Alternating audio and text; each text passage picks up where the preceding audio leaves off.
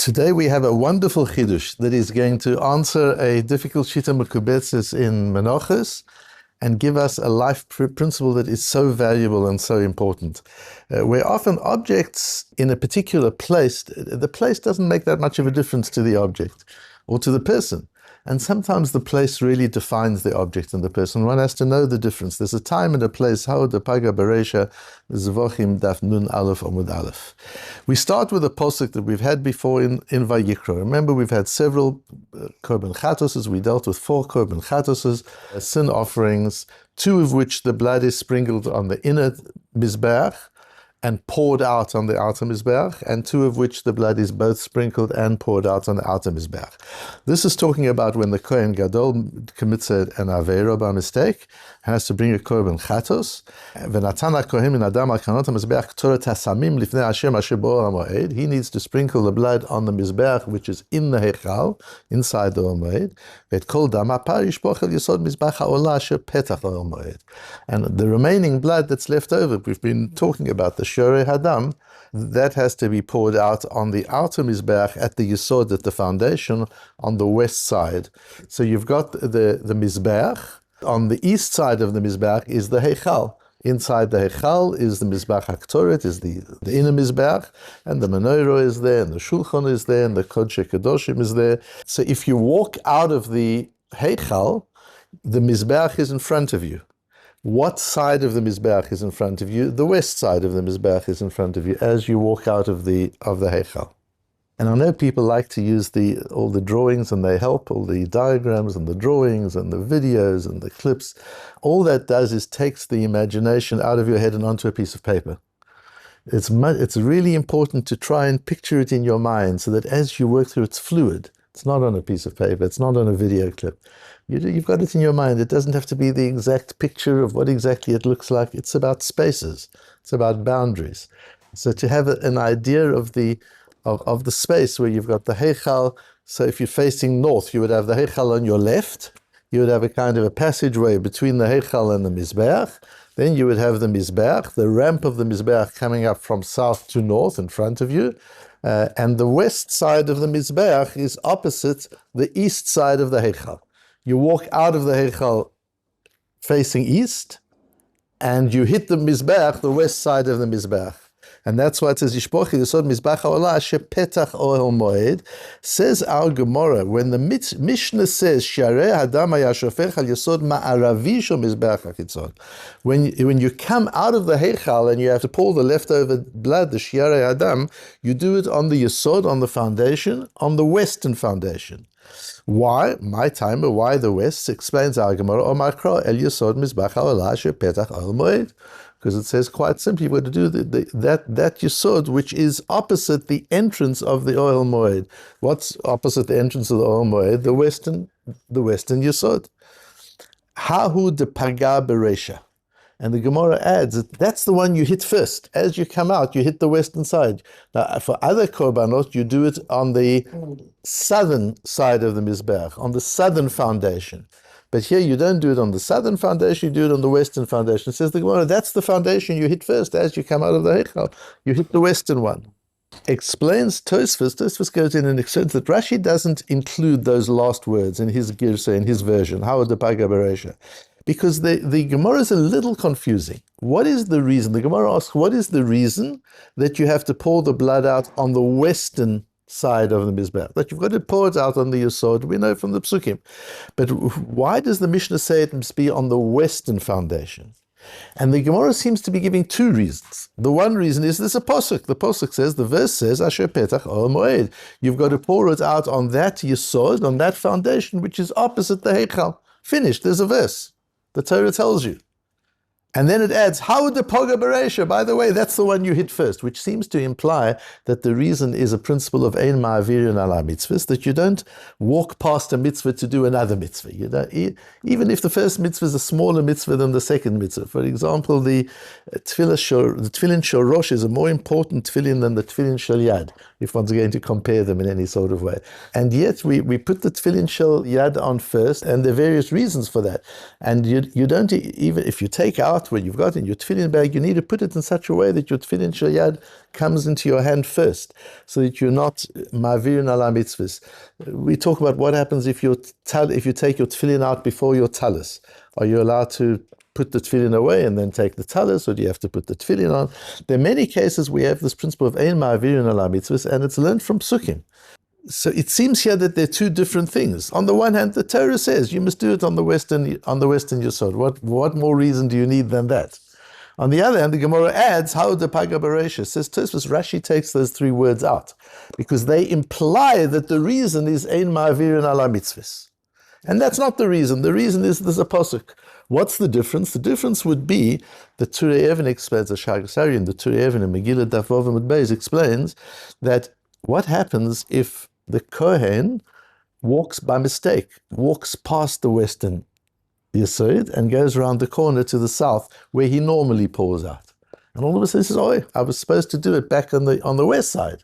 Does he go back to the west, or do you pour it where it is? If it's because of ein ma'avirin ala mitzvahs, well, then you've already done it once. You've walked past the mitzvah place once. Don't walk back now and walk past the mitzvah place a second time. Just pour it where you are. Or if we say, no, there's a pasuk, it has to be Asher Petach HaOmer, that's the place, then you have to walk back and do it in the right place. There seem to be contradictory reasons given to us in the Gemara, and Rashi removes the second reason to avoid confusion. Tosfos asks an interesting question. He says, but in any case, why do we need the pasuk? If we already have the principle of ein ma'avirin ala mitzvahs, then clearly it has to be on the western side. The pasuk doesn't even have to tell me. The Kohen comes out, he's poured the blood onto the inner mizbeach, he comes out with the utensil holding the rest of the blood, he knows he's got to pour it on the yesod. What are you going to walk all the way around the mizbeach? We know you don't do that. We know from the way you've got to pour the blood on which corners first. We know the principle. You don't walk past the place where you're able to do the mitzvah. You do it over there. So why do you need a posuk altogether? Answers Tosfos, יש לומר, דלא שייך אין מעבירין על המצוות, אלא כשיש שתי מצוות לפניו, כגון דישון מזבח פנימית ומנורה, כגון מצוות קרנות, שאין יודע מהיכן יתחיל. When you have two mitzvahs, you've got to do them both. The question is, which do you do first? In Torah, prioritization is a value. It's not just a matter of order, or it doesn't make any difference. What is done before what expresses a value of a sense of importance. You give a Kohen an Aliyah before a Levi, and a Levi before a Yisrael. You give the Rov the Aliyah before the Gabbai. You give the Gabbai before an ordinary person. There are halachas that are these things. Do you put a chumash on top of a siddur, or a siddur on top of a chumash? How you prioritize things is an expression of values. It shows how you think about things and how you feel about things. So when you've got two mitzvahs, the question is, which mitzvah do I do first? I'm going to do them both. Just a question of which do I do first. That's ein ma'avirin ala mitzvahs. Ein ma'avirin ala mitzvahs is one of the principles we use to determine which I do first. Do I put on my talis or my tefillin, all of these mitzvahs? Do I do the deal with the mizbeach hapnimi or the menorah? Do I prepare the mizbeach inside the heichal first, or do I prepare the menorah first? What do I do first? I'm going to do them both. Which do I do first? Ein ma'avirin ala mitzvahs. אבל לקבוע מקום השפיכת שיריים לא קבעינן, מהי טיימה. But we do not use ein ma'avirin ala mitzvahs to determine where you pour out the blood. Those words in Tosfos are going to be very important. Ilav de gali kra behedia. We need a posuk for that. You can't just work it out from the general principle. V'zohi ma'aravo shel mizbeach shu keneged petach ha'hechel. Now, in Gemara Menachos, on Daf Samach Dalet, the Mishnah says there, mitzvat ha'omer lavi min ha'karov. When you go to cut the omer, you're going to bring the korban ha'omer, and you've got to go and cut the barley. Where do you cut it from? Says the Mishnah, from the nearest field. As you go outside of Yerushalayim, the first field you hit that has the barley you need, you cut the barley. Ask the Gemara, my timer, why does it have to be that field specifically? Why don't you go to the best field? Why don't you go to the field of the greatest person, of the greatest farmer? Mishum de'en ma'avirin ala mitzvahs. You pass a field, you could do it there. That's where you do it. You do it from the first field. On that, asks the Shita Mekubetzes in Menachos from our Gemara. And is Makshima Olam al Hayedam Rinan Pegez. And the world asks a question from our Gemara. Where our Gemara says, the Rash answers in our Tosfos, Lo amrinan ein ma'avirin ela b'shtei mitzvot shehu hakodemet levi mekudam, aval likvoa makom lo shayach. But you don't do it to determine place. You determine which of the two mitzvahs, but not to determine place. V'koshe mishmaitin, and that's difficult from the Mishnah and the Gemara in Menachos.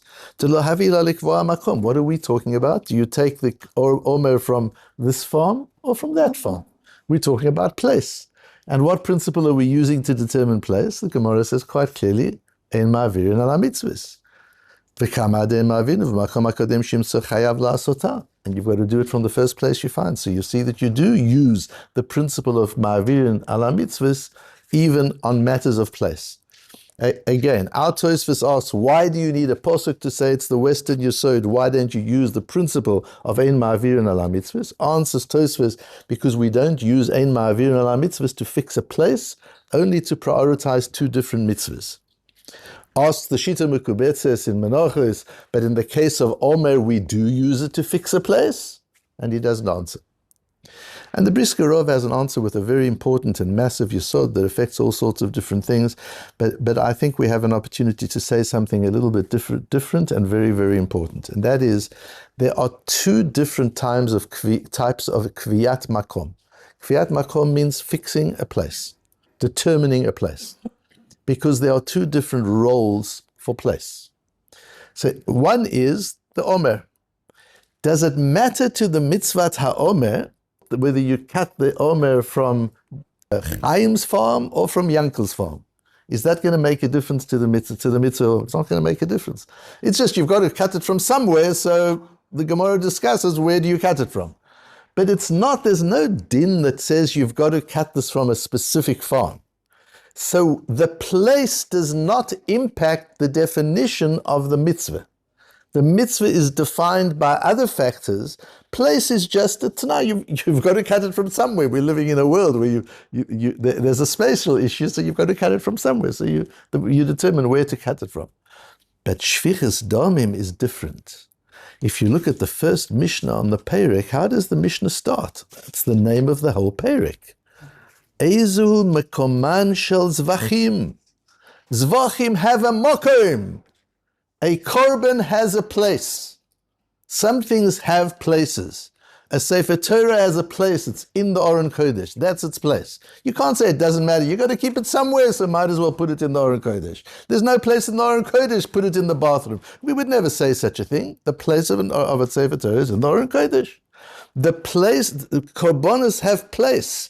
And the Mishnah then goes on to determine what are the places of all the different korbanos. That's this whole perek. And in that Mishnah of Ezer Mekom and Shezvachim, the Mishnah says, Shiarei Hadam haya shofech al yesod ma'aravi shu mizbeach hachitzon. That means the western yesod for this type of korban chatat is part of its place. The shirayim also have a place to be. They're not just, as we've discussed before, they're not just leftovers, they're not just waste product that you pour out in any old place. The shirayim have kedusha. The shirayim are part of the korban. The pouring out of the shirayim is part of the avodah. And it has a specific place where it has to be done. Where's that place? The western side of the yesod. How do we know that? Says the pasuk. Yishpoch el yesod mizbach ha'olah asher petach oel moed. The Torah defines its place. And therefore, in the case of Omer, you can use ein ma'avirin ala mitzvahs because you're just talking about practicality. The fact is, you've got to take it from somewhere. Where do you take it from? Ein ma'avirin ala mitzvahs, take it from the first place you can. But here, we can't just use ein ma'avirin ala mitzvahs because that's not the role of place. The role of place is actually to define korban. And therefore, in our case, we actually need a posuk. The Rambam does have in the Girsa, as we have it in our Gemara, ההוא דפגע ברישא. You've got that place where you hit first. That's not to say ma'avirin ala mitzvahs. Tosfos, of course, understands very clearly, and I want to suggest the Rambam doesn't disagree with Tosfos. The Lechem Mishnah holds he does disagree with Tosfos. I would suggest the Rambam does not disagree with Tosfos, that this is not ein ma'avirin ala mitzvahs. If it was ein ma'avirin ala mitzvahs, the Rambam would say so. This is a different thing in that is just as the Shvichat Shirayim has a specific place, The reason for that place is because it also has a specific time. The specific time is ההוא דפגע ברישא. Don't spend any time. The first opportunity you've got, not because of ein ma'avirin ala mitzvah, but because of not holding on to the shirayim any longer than necessary. That's a time issue. So the shvichat shirayim has a specific place and a specific time. The place is the western side of the yesod. And why that particular place? Because there's also a time issue. You've got to do it in the earliest position that you can. And we understand from that, if you take that principle further and you begin to understand that there are situations where place defines the object. Let's not talk about objects for a moment, although it applies to an object as well. If you found the Mona Lisa in a pawn shop in London, it's not the same as finding it in the Louvre in Paris. You'll pay a different price in the pawn shop, and if you want to buy it from the Louvre. It's the same Mona Lisa, it's in a different place. Sometimes the place defines the object, but with people too. When I'm in shul, I'm not the same person as I am when I'm at home. The place defines who I am. I'm a person in shul. I'm not just a person. I'm a person in shul. I'm a person in my office. I'm a person on the soccer field. I'm a person in my house. And even in my house, I'm a person in my dining room. I'm a person in my living room. I'm a person on my deck. I'm a person in my bedroom. I'm a person in my bathroom. These are different people, different human beings. And this is one of the confusions of boundaries that was caused during the time of the pandemic that we haven't yet recovered from. What happens when you're on a Zoom call? You think it's okay if I just get my mind around the fact that I'm actually at work. But you're not. You're sitting at home and you've probably got your pajama pants still on. That's not, you're not the same person. It's fine. You get your head around it. You make it look as if you're there. It's illusion, but you're not the same person. Being at work is different from being at home. Being at shul is different from being at home. Being on the beach is different from being on the street. It's a different state of being. It defines who we are. And we need to become sensitive to using, not just to responding to space, that when I'm in a particular place, I've got to adjust. If I'm at the office, I adjust my behavior, I adjust my dress. If I'm in my bedroom, I adjust my behavior, I adjust my dress. If I'm on the beach, I adjust my behavior and I adjust my dress. But also to use it as a tool, so that I can change who I am by changing the space in which I am. And that if one's going to work from home, at least create an office there. If you're going to daven at home, at least create a Beis HaMedrash at home. A little corner of your home, which is your Beis HaMedrash, a place where you're learning in your Beis. Create spaces, because we live in a world of space and time. And space and time is not only something we need, because what can you do? We live in a world of space and time. No, space and time are tools the Ribono Shel Olam has given us to be able to magically change who we are from one person to another, just by changing the place in which we operate.